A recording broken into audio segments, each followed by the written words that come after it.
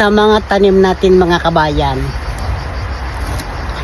itong upo ang napakadali nating kunin.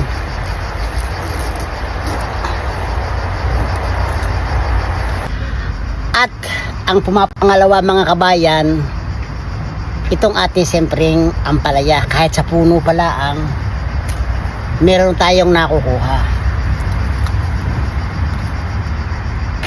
At ang medyo mabagal mga kabayan, ang pagputi nitong ating sitaw bago natin ito maisa-isa. At ito mga kabayan, ang medyo mabagal kapag may nag-request sa atin ng mga talbos ng ating ampalaya. Kaya ito yung medyo nga matagal ang manguha. Kaya ito na mga kabayan, yung iba't ibang mga gulay na kinuha ko ngayon dito sa aking garden.